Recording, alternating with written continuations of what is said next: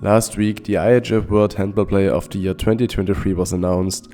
Matthias Gitze obviously reclaimed the title, as I think most of you know. He therefore succeeds his national teammate Niklas Landin, who won the last given title in 2021. There were other nominees of course, and in this video we will take a look on how they compare and whether Gitze actually deserves this title. Please like and subscribe if you have not done so yet, and now, without further ado, let's get into the video. This year the IHF nominated 3 players for the title of World Handball Player. The fans then got to vote, which represents a third of the final standings. The other 2/3 are divided between the coaches of national teams which participated at the World Cup and the commission set into work by the IHF. The 3 names for the list of the year 2023 are Andreas Wolf from Germany and Kielse, Ludovic Fabregas from France, formerly Barcelona and now over at West Brom, and Matthias Gitze from Denmark, playing in Berlin. 3 very different players coming from very different positions, really hard to compare with each other. Still, I think some nominees deserve it more for 2023, so I give you my opinion on each and every one of them. Let's start with Andreas Wolf. Wolf had his best season since 2016 in 2023 in my opinion. He made the All-Star team at the World Cup, being the only keeper with over 100 saves throughout the competition. He also made the Champions League final with Kielse, losing to Magdeburg by a single goal. He was probably the best goalkeeper of the year 2023, so the nomination is more than deserved for sure. But there are 2 factors that make him only 3rd choice in my opinion. First, without winning the Champions League or a title with the national team, he has no important trophies. Playing the home matches in the Polish League does not compare to the great performance in the French or the German League, for example. I don't want to diminish his performance at all, but when you play in a softer league, you usually need to win a major title to win here. The second problem is that he popped a disc in his back and missed basically the first half of the current season.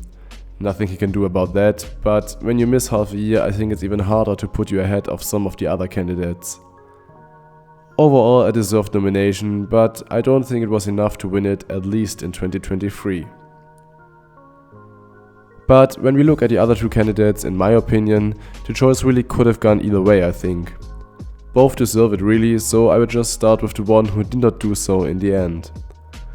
Fabregas is the best line player in the world, the best defender as well, and maybe the most important player for any team he plays in. He gives so much stability, so much consistency, and he always delivers, no matter the day or the opponent. He won the silver medal at the World Cup with France, making the All-Star team as well. With Barcelona, he made the Final Four once more, only losing to soon-to-be champions Magdeburg, and in the current season he already shows some more dominant performances for West Brom. He is the perfect player, world-class in attack and defense, a cornerstone of every team he plays in. He deserves the nomination and he could have gotten the title and no one could have argued, but I think small details made the difference in the end. Matthias Gitze won it in the end, and I think we all agree he not only deserves it, but that he is the best handball player in the world at the moment. When we look at his achievements, he won the World Cup and became MVP, and he won the European League with Berlin. He leads the Bundesliga at the moment and he's the 2nd best scorer of the league without taking any penalties. But the thing with Gitze is, even if he did not win these titles last year, if you just see him play, I think it's plain to see for anyone that he's just in a league of his own. He makes it look so easy. He scores at will and dominates his opponents by himself, missing rarely and taking the right decision 90% of the time.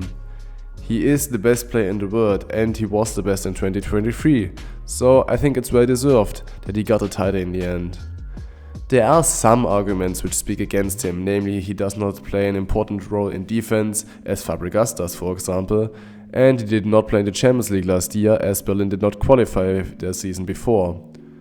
But playing in the Bundesliga, the strongest league in the world, somewhat mitigates this argument I think, and at the national team, even in the Danish selection of superstars, he still stands out. Gitze therefore is the first right back to win it since Kyun Shin-yoon in 2001, and he is the first player from Berlin to be named World Handball Player, the first real superstar in their squad. Full disclosure, I voted for Gitze as a Berlin fan, and I could not be happier at the moment. I hope he stays in Berlin for the majority of his career, winning the many Bundesliga titles, maybe even this year already. Next season he will most likely play in the Champions League as well, once again being able to prove what we all know, namely that he is the best handball player in the world at the moment. But what do you think? Is Gitze the best in the world, or would you have given the title to Fabregas? Or do you think Wolf was better, or even someone who was not nominated at all? Let me know your opinion in the comments below. For me, for example, Nedim Remeli could have been one of the candidates as well.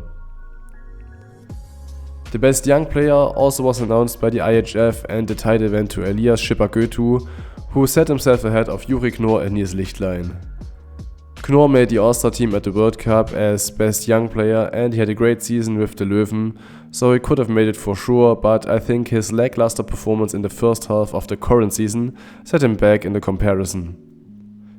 Nils Lichtlein won the Under-21 World Cup and got named MVP there, and he became first choice playmaker for Berlin this season, but not being a factor in the senior national team yet, I think it's understandable he did not get the title. Schipper-Götu, however, led the tiny handball nation of Faroe Islands not only to 7th place in the Under-21 World Cup, becoming best playmaker in the All-Star team, but he also shot them to their first EHF Euro participation. He went to Kiel for the current season and he already has responsibility there, even though they are not on top of the league.